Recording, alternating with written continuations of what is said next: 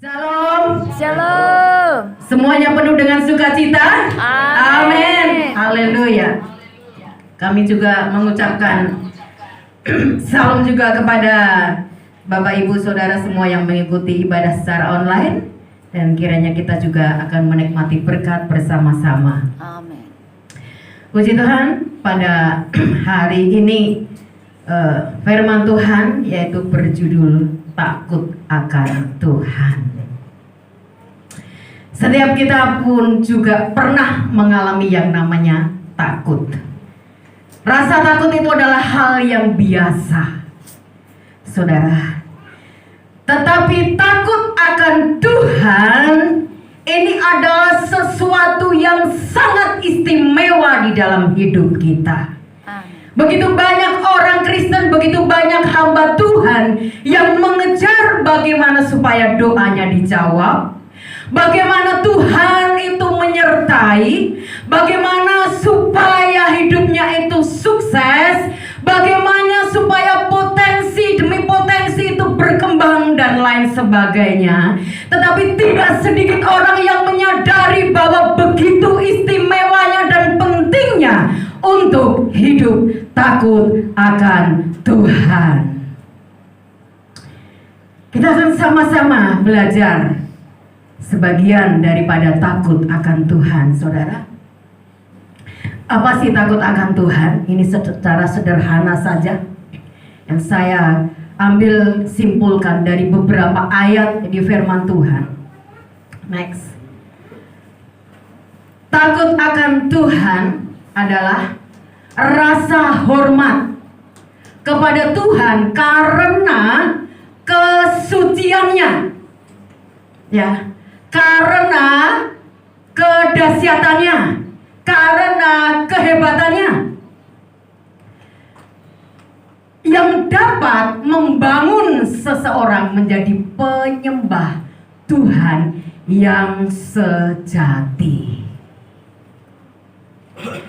Ada istilah di dalam Alkitab, saudara.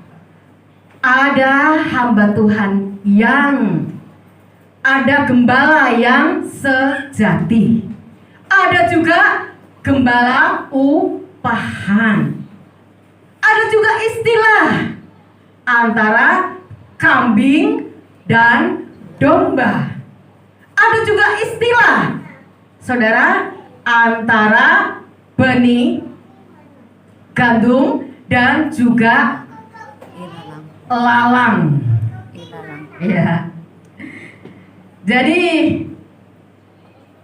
sesungguhnya pengiringan akan Tuhan dikatakan bahwa jalan menuju surga, jalan mengiring Tuhan itu tidak lebar tetapi sempit.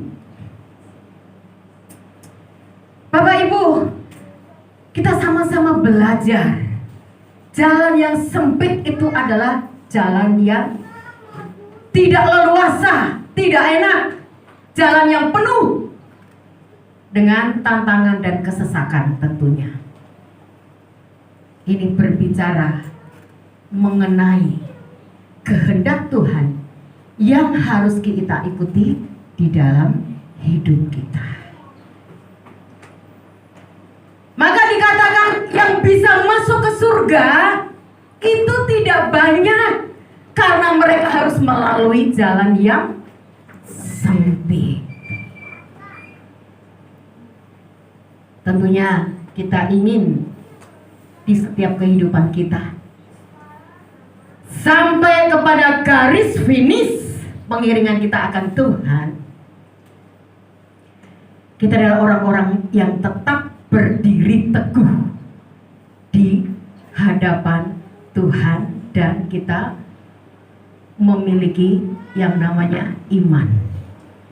Karena Tuhan berkata ketika Dia datang, saudara,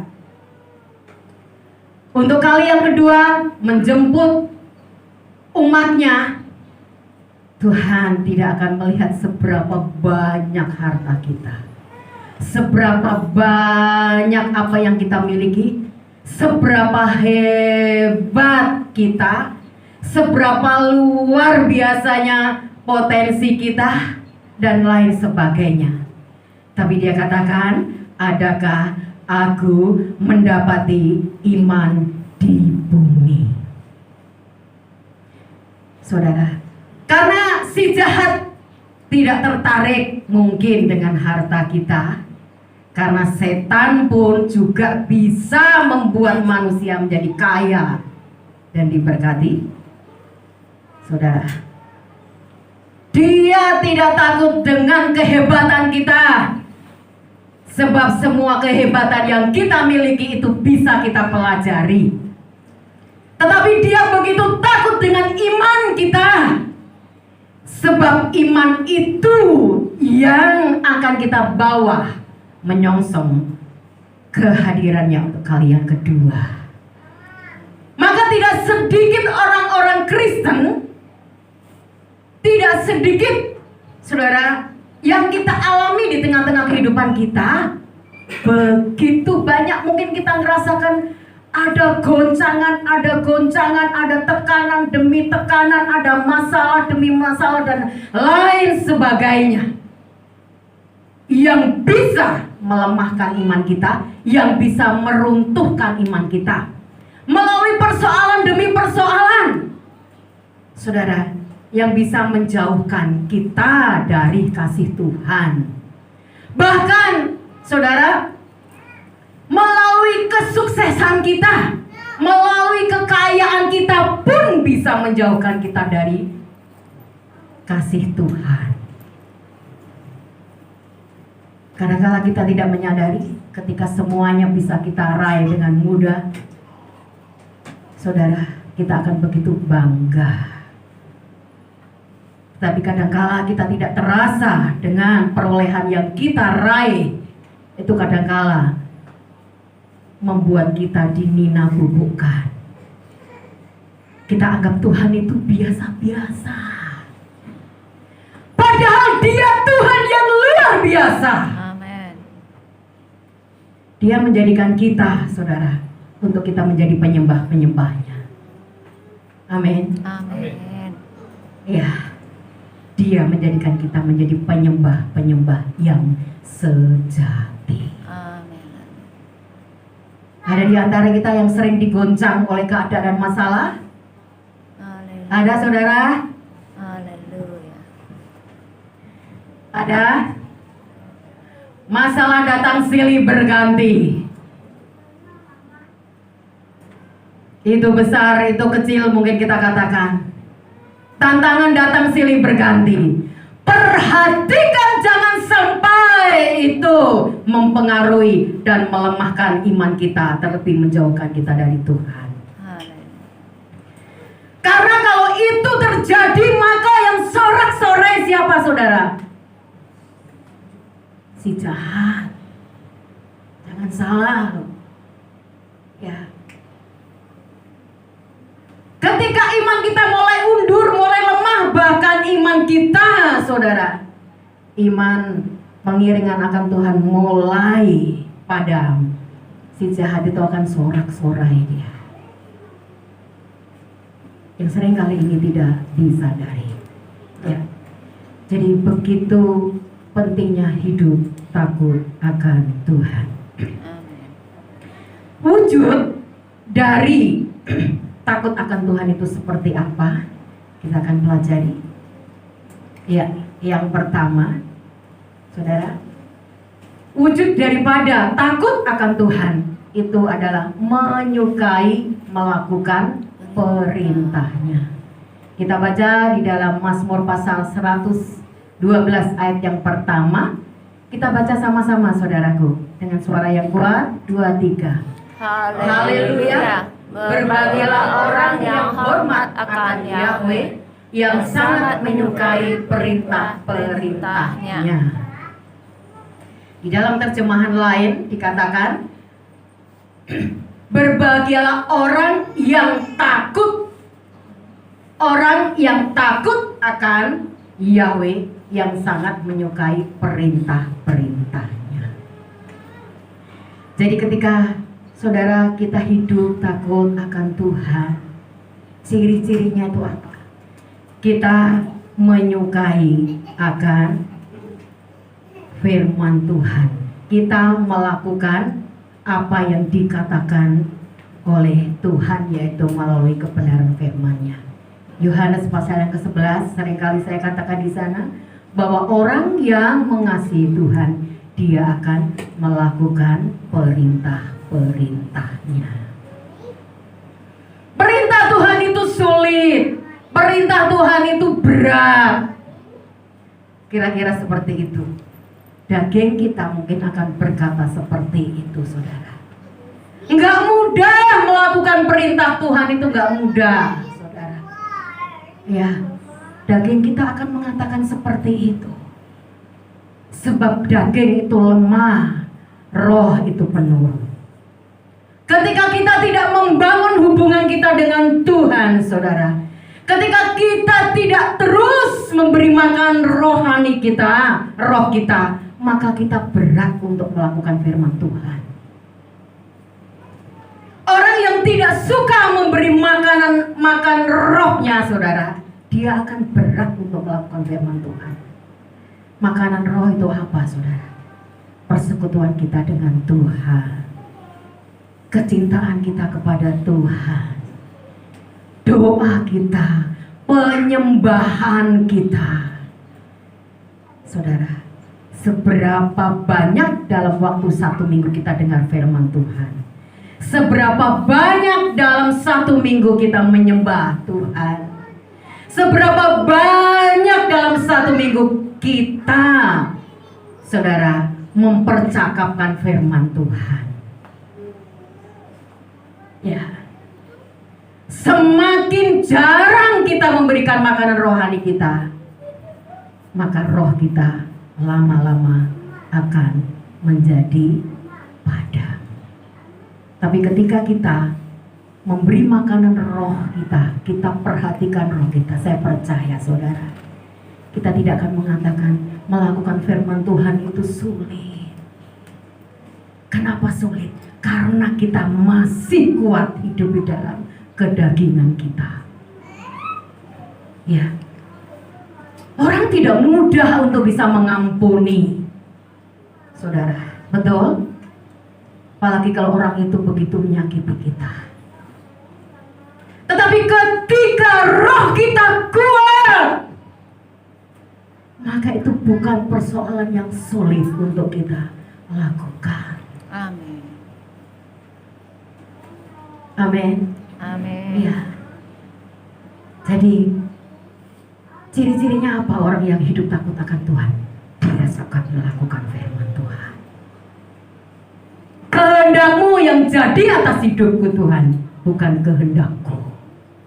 Tapi terkadang lebih banyak orang mengikuti kehendaknya, berjalan mengikuti pengertiannya sendiri. Bahkan seringkali menganggap Tuhan itu biasa. Tuhan itu tidak begitu penting. Perhatikan kita, ketika kita memiliki perasaan seperti itu, roh kita sedang menuju kepada kesuaman, saudara. Ibadah itu nggak penting, berdoa itu nggak penting. Hati-hati, saudara. Setan sedang mengincar hidup kita. Kalau kita anggap bahwa menyembah Tuhan itu juga nggak penting, ibadah itu nggak penting, saudara. Ya. Kemudian yang kedua, ciri-ciri orang yang hidup takut akan Tuhan. Yang kedua itu membenci dosa. Amsal pasal yang ke-8 ayat yang ke-13. Mari sama-sama kita baca 2, 3. Takut akan Yahweh adalah membenci kejahatan, kesombongan, kecongkakan, perilaku yang jahat, dan mulut yang penuh tipu daya. Semua itu adalah hal yang benci. Firman Tuhan berkata, saudara, ya, takut akan Tuhan adalah membenci kejahatan. Kejahatan dalam bentuk apapun.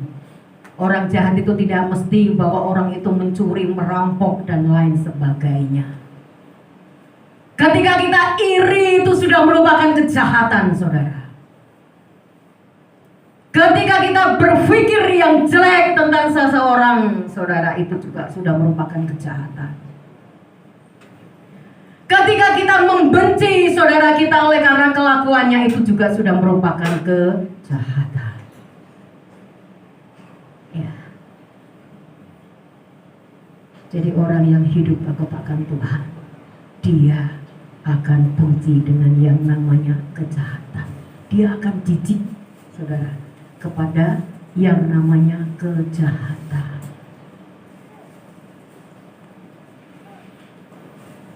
Kemudian selanjutnya dikatakan membenci kesombongan. Sifat kesombongan ini, saudara, tidak kelihatan. Ya. Sekalipun orang bisa merasakan, tetapi lebih daripada itu diri kita sendiri yang bisa menilai kita ini sombong atau tidak. Ketika kita merasa lebih daripada orang lain dalam hal apapun itu, sehingga terkadang kita merasa, saudara, dan menganggap bahwa orang lain itu tidak penting, kita yang lebih penting. Ini juga bagian daripada kesombongan. Ya, ketika saya belajar melayani Tuhan, belajar menyampaikan firman Tuhan, bisa berkhotbah, ini adalah hal pertama yang saya takutkan, saudara. Ya, kalau biasanya orang yang nggak bisa khotbah, dengar firman Tuhan itu terus mengalir, diterima.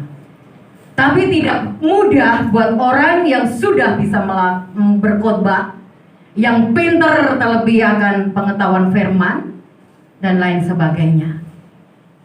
Ketika menerima firman Tuhan, ketika dengar firman Tuhan, mesti ekstra jaga hati. Karena kadangkala menilai, oh seharusnya tidak begitu, seharusnya begini. Ya. Atau kadangkala merasa aku sudah bisa, jadi tidak perlu lagi untuk dinasehati. Ya, nggak perlu lagi untuk ditegur. Itu juga bagian daripada kesombongan. Orang yang gak bisa ditegur, yang gak bisa dinasehati, saudara, hati-hati. Ya. Karena itu bagian daripada kesombongan. Dan biarlah itu jauh dari kita. Amen. Kita terus belajar. Amin. Amin. Kita mau terus belajar, saudara.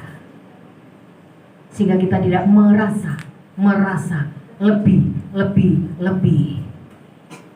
mengenai apapun, saudara, dengan orang lain. Merasa lebih, saudara, itu kesombongan. Tetapi kita minder, saudara, oleh karena kekurangan kita, itu pun juga adalah sombong. Jadi harus bagaimana dong? Harus sok tahu, sok punya, dan lain sebagainya. Tidak, saudara. Maka kembali lagi, hidup itu harus apa? Adanya. Nggak perlu hidup itu dibuat-buat untuk menampilkan gaya. Amin. Apa yang ada pada kita, termasuk inilah aku, ini kekuranganku, ini karakterku. Saudara, nggak perlu untuk kita tutup-tutupi. Kita hidup apa adanya, dan kita terus mau disempurnakan oleh Tuhan. Amin. Ya. Kecongkakan, perilaku yang jahat, mulut yang penuh tipu daya, saudara. Kita kemarin beberapa waktu sudah belajar, disampaikan oleh Pak Gembala, bahwa lidah itu adalah apa, saudara? Api.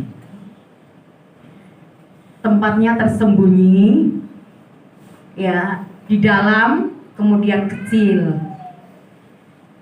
Tetapi melalui lidah itu kita bisa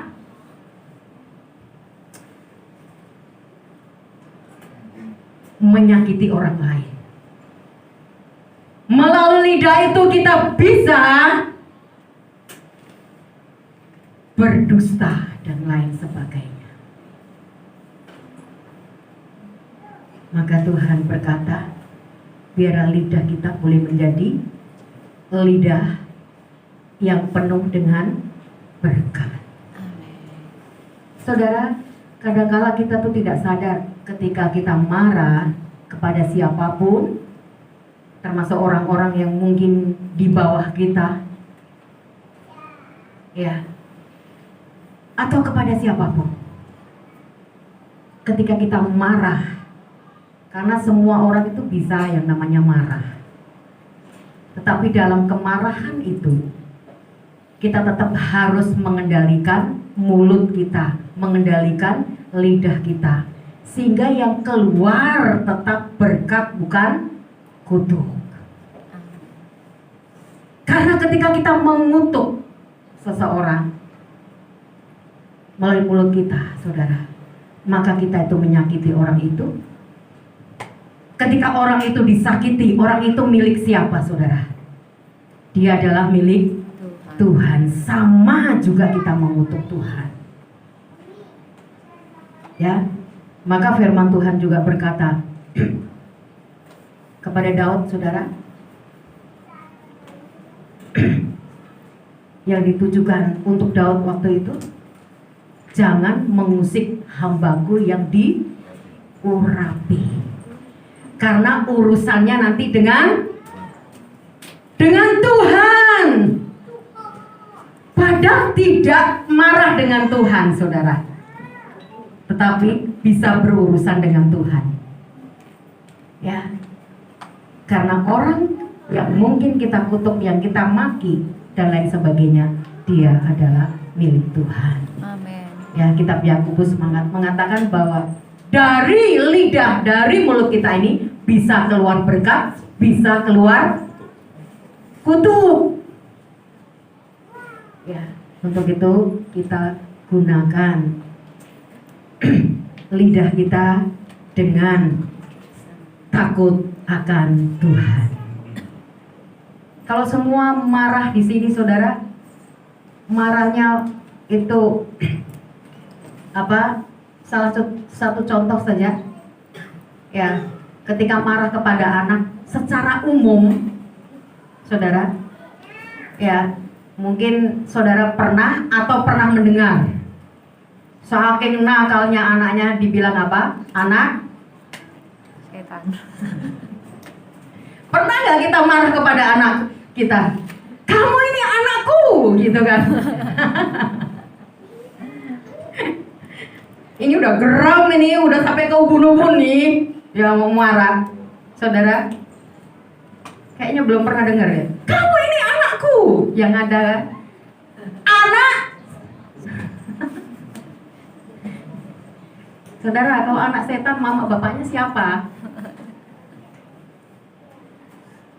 Jemaat YHS Philadelphia Serdam, tidak ada mulut yang demikian, amin. Amin.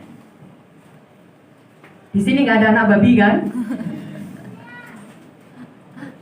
Ingat-ingat, saudara, kita saling mengingatkan.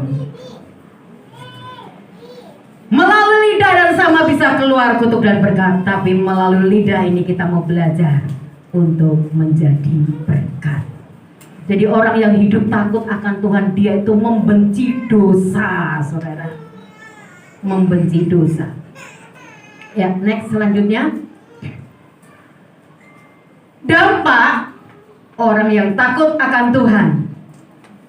Yang pertama, kalau kita hidup takut akan Tuhan, saudara, yang pertama yaitu memiliki hikmat, pengertian yang baik. Kita baca sama-sama. 2, 3. Hormat akan Yahweh adalah permulaan hikmat. Semua yang melakukannya memiliki pengertian yang baik. Puji-pujiannya tetap untuk selama-lamanya. Dalam ejaan lain dikatakan takut akan Yahweh adalah permulaan hikmat. Ya, bahwa di dalam hidup kita, saudara, tentunya tidak semua keadaan itu begitu mudah untuk kita hadapi. Kita perlu memiliki yang namanya hikmat, supaya akhirnya kita memiliki hati yang bijaksana, supaya akhirnya kita memiliki pengertian yang baik. Dosa itu diawali dari mana sih?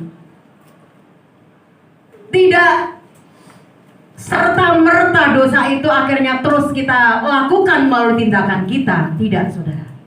Tapi itu dimulai dari hati kita, dari pikiran kita.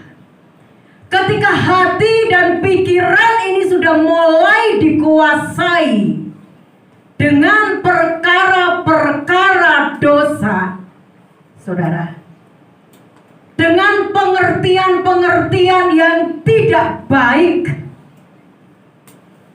dengan sangkaan-sangkaan, dengan terjemahan-terjemahan yang tidak baik,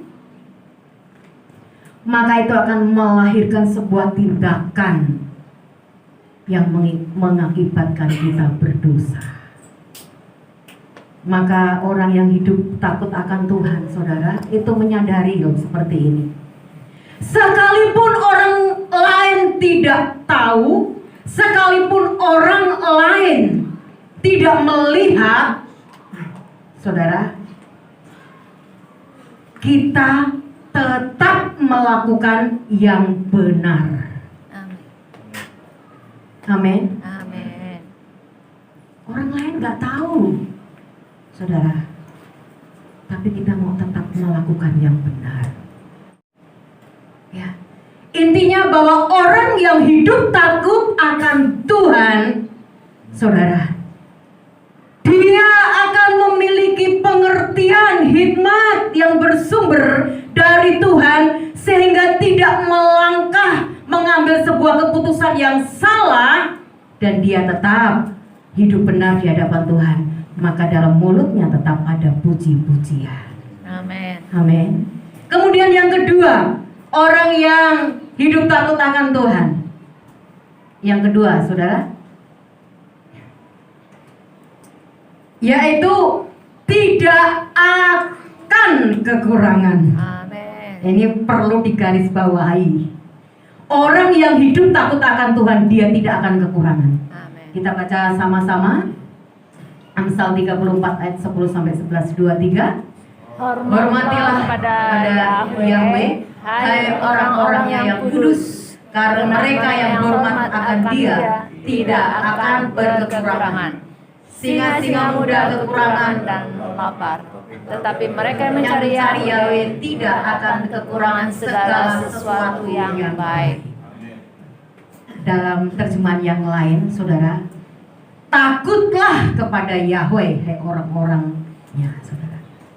Ya, bahwa orang yang hidup takut akan Tuhan itu tidak akan kekurangan. Amin.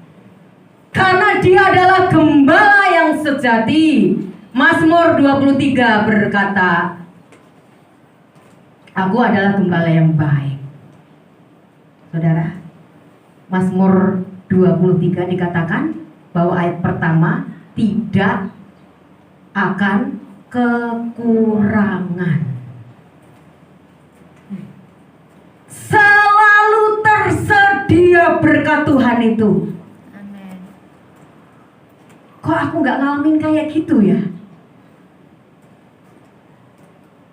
Ya, mungkin ada di antara kita berkata demikian. Saudara, teruslah belajar hidup takut akan Tuhan. Amin. Saudara, seringkali saya dengan Pak Gembala ngomong, begitu dahsyatnya Tuhan itu. Kami mengalami berkat itu tidak habis-habis. Berkat itu tidak pernah habis, saudara. Dalam arti kata lain, kalau mungkin saudara ngecek bank kami, kadang-kadang bisa minim. Ya. tidak pernah habis itu artinya seperti ini, saudara. Setiap ada kebutuhan, selalu ada berkat. Amin. Maka kami punya istilah, ada yang masuk, ada yang keluar. Kok baru ada berkat masuk, kemudian keluar? Karena ada dua pengertian, saudara. Orang yang memahami akan pemeliharaan Tuhan, ketika dapat berkat, dan kemudian ada pengeluaran, dia akan berkata, puji Tuhan, waktu mau bayar ini, ada berkat yang masuk. Tetapi orang yang tidak memahami akan berkat Tuhan berkata, baru aja berkat masuk, sudah ada aja yang keluar. Mana yang seringkali kita katakan, saudara? Puji Tuhan. Baru aja masuk, ada aja katanya pengeluaran. Tapi kalau kita berkata, puji Tuhan, ada berkat masuk, jadi kita bisa memenuhi kebutuhan. Amin. Dan itu yang kami alami sampai detik ini, saudara. Berkat kami tidak pernah habis dengan cara Tuhan yang begitu dahsyat. Tidak bisa kami pikirkan dengan logika, tidak bisa. Kami tidak bisa mengatur saudara harus punya pendapatan begini-begini, seberapa banyak, tidak bisa. Itu yang bisa ngatur saudara sendiri dengan Tuhan. Ya. Tetapi berkat kami dalam tiap-tiap bulan sesuai dengan kebutuhan kami, tidak habis-habisnya terus Tuhan sediakan. Dia tuh luar biasa, saudara. Jadi kita tidak bisa mengatur-ngatur, mereka-reka bagaimana Tuhan mencukupi hidup kita. Yang penting bagian kita hidup takut kepada Dia. Amin. Dia yang mengatur berkat-berkat kita. Amin. Amin. Amin. Ya. Jadi orang yang hidup takut akan Tuhan tidak akan kekurangan. Termasuk hikmat juga, saudara. Kalau punya berkat 1 juta, jangan belanja 1 juta 100. Setuju? Setuju. Tuhan sediakan berkat itu sesuai dengan kebutuhan kita. Dulu waktu awal-awal kami mulai merangkak melayani Tuhan, gak punya apa-apa, bisa makan itu udah bersyukur. Jadi saya gak menanamkan dalam pikiran saya kalau tahun baru itu harus beli baju. Itu saya hapus dari pikiran saya. Harus punya baju baru, harus ada kue banyak. Saya hapus dari pikiran saya. Karena saya tahu waktu itu berkat kami hanya pas-pasan untuk makan. Jadi bagi saya kalau tahun baru mau baju baru atau tidak baru itu bukan hal yang nomor 1. Tapi akan menjadi hal yang sedih ketika saya merasa kok saya tidak kadang-kala masih jatuh bangun dengan hal-hal yang mungkin Tuhan tidak senang. Salah satu contoh misalnya kita saja suka gerundel, ya gitu kira-kira saudara ya. Itu satu hal yang tidak menyenangkan hati Tuhan. Ya. Kalau kita hanya bisa beli ikan, jangan beli daging. Saya percaya kita adalah orang yang tidak akan pernah punya hutang, saudara. Itu manajemen keluarga kami. Dari dulu kami terapkan seperti itu.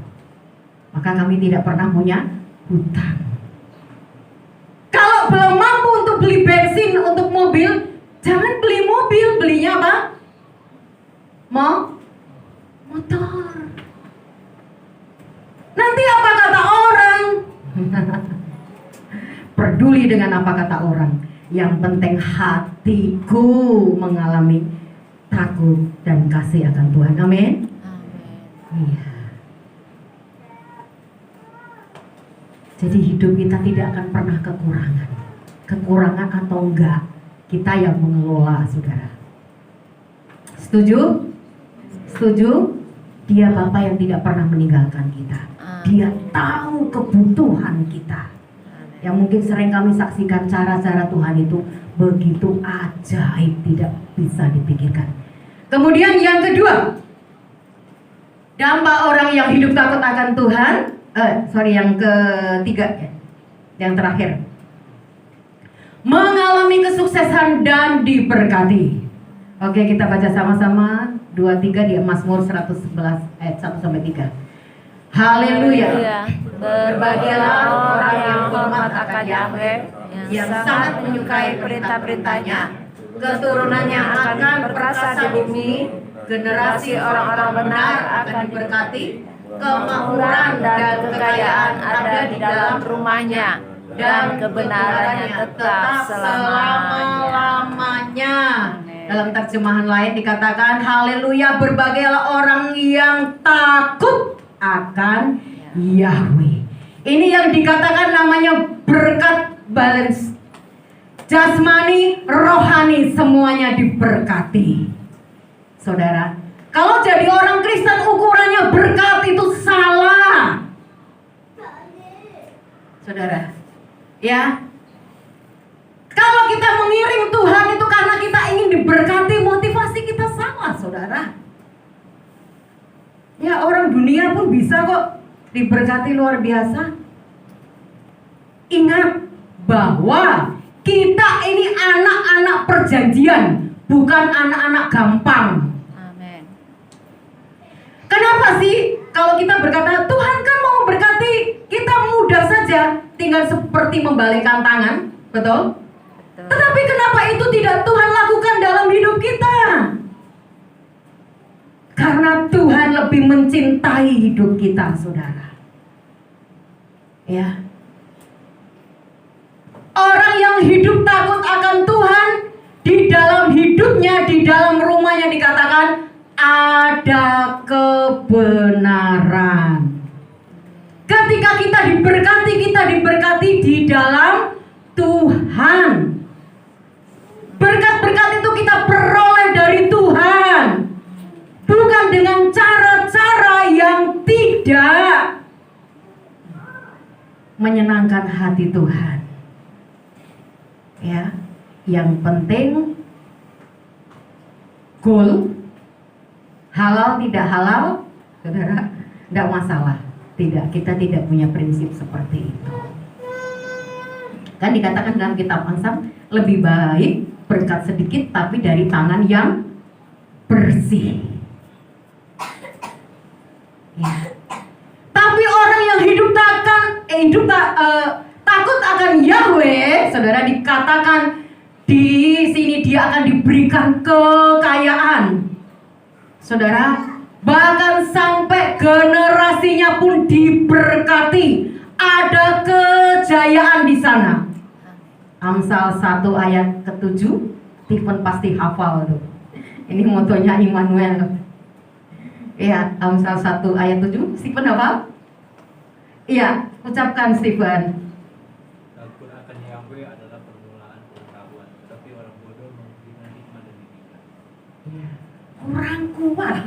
Keras lagi Stephen. Sebentar lagi kita makan loh. Ya. Demikian firman Tuhan. Takut akan Yahweh adalah permulaan pengetahuan, tetapi orang yang bodoh menghina hikmat dan didikan. Iya.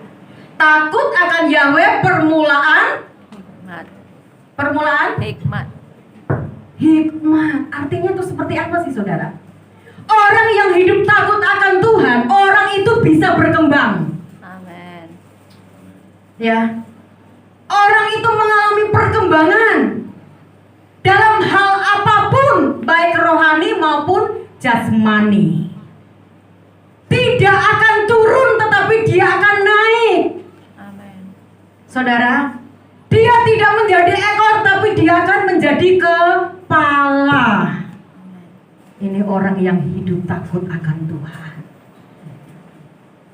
Ya, itulah orang-orang yang dipersiapkan, saudara, untuk menjadi ujung tombak di tengah-tengah dunia ini, untuk memberitakan keselamatan, untuk memberitakan kebenaran. Amin. Ya, jadi tidak segampang itu. Siapa yang mau diberkati Tuhan? Semuanya pasti seringkali mau. Siapa yang mau didoakan diberkati, pasti cepat angkat tangan, betul nggak? Di mana-mana itu, saudara. Tapi Tapi coba ditanya, siapa yang mau belajar hidup takut akan Tuhan? Kalau perlu tangan disembunyikan.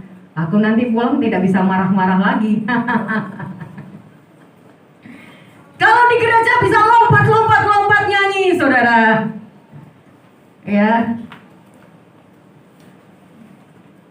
Kalau di rumah, halo?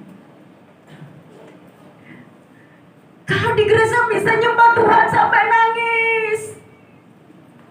Kalau di rumah membuat anak, istri, suami menangis, membuat Tuhan menangis. Bagaimana kita mau hidup takut akan Tuhan?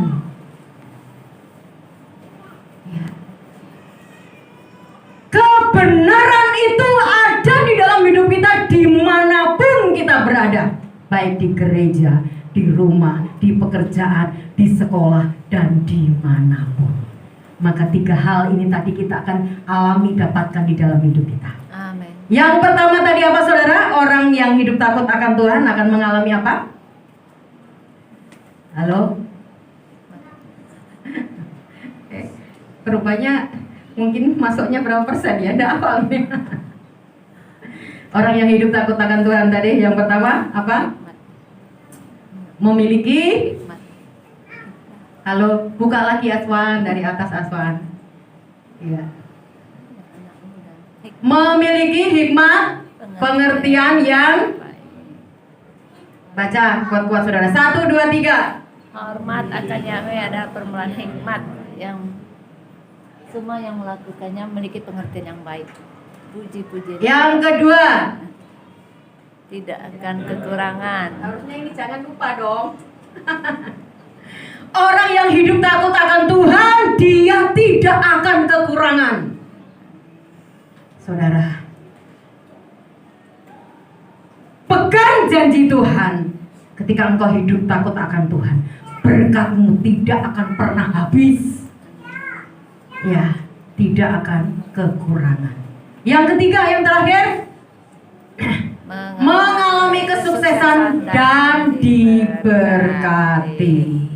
Bapak Yahweh memberkati kita semuanya. Haleluya.